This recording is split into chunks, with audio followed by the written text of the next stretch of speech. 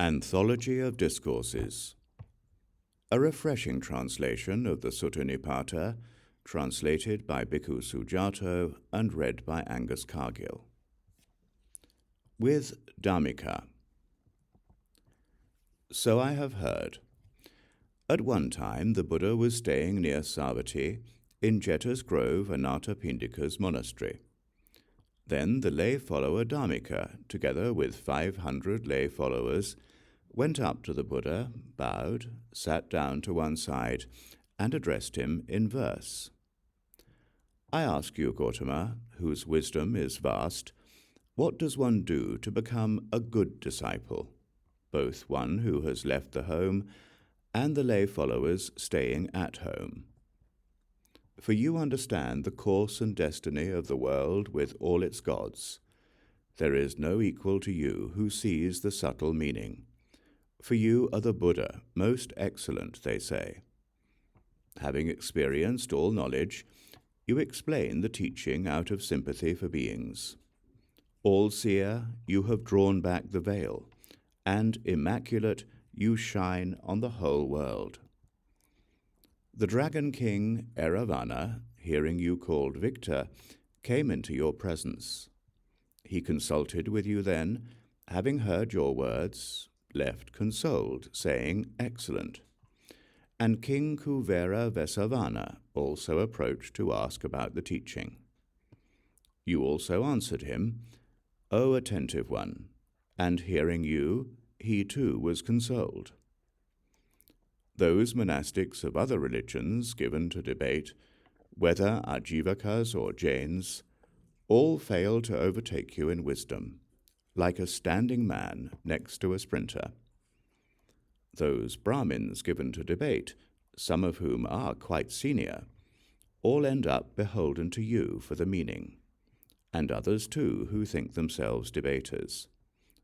So subtle and pleasant is the teaching that is well proclaimed by you, Blessed One.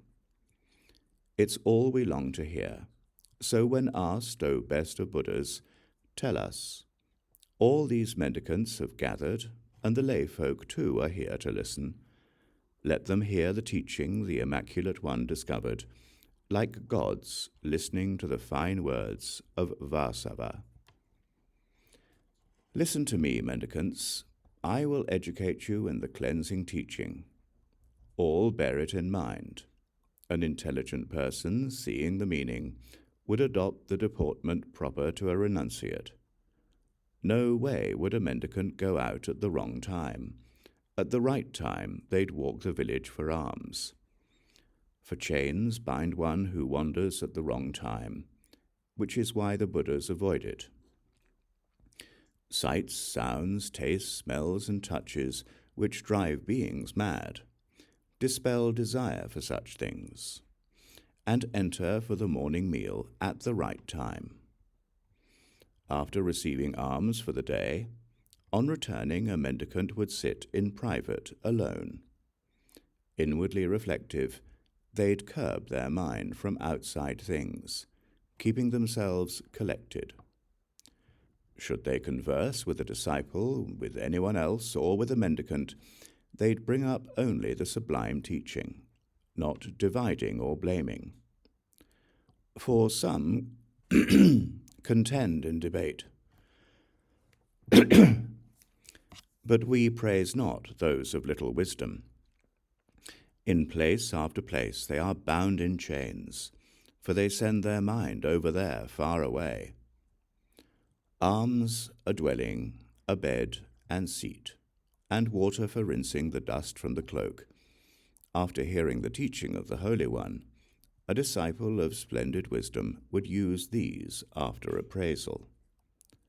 That's why, when it comes to alms and lodgings, and water for rinsing the dust from the cloak, a mendicant is unsullied in the midst of these things, like a droplet on a lotus leaf.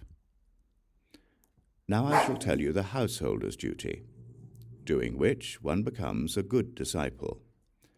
For one burdened with possessions does not get to realize the whole of the mendicant's practice. They'd not kill any creature, nor have them killed, nor grant permission for others to kill. They've laid aside violence towards all creatures, frail or firm, that there are in the world. Next, a disciple would avoid knowingly taking anything not given at all. They'd not get others to do it, nor grant them permission to steal. They'd avoid all theft. A sensible person would avoid the unchaste life, like a burning pit of coals. But if unable to remain chaste, they'd not transgress with another's partner. In a council or assembly or one-on-one, they would not lie. They'd not get others to lie, nor grant them permission to lie. They'd avoid all untruths. A householder espousing this teaching would not consume liquor or drink. They'd not get others to drink, nor grant them permission to drink, knowing that ends in intoxication. For drunken fools do bad things and encourage other heedless folk. Reject this field of demerit, the maddening, deluding frolic of fools. You shouldn't kill living creatures, or steal, or lie, or drink liquor. Be celibate, refraining from sex, and don't eat at night, the wrong time. Not wearing garlands or applying fragrance, you should sleep on a low bed, or on a mat on the ground.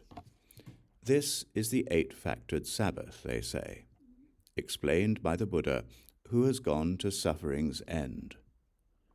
Then, having rightly undertaken the Sabbath, complete in all its 8 factors, on the 14th, 15th, and 8th of the fortnight, as well as on the fortnightly special displays, on the morning after the Sabbath, a clever person, rejoicing with confident heart, would distribute food and drink to the mendicant Sangha as is fitting.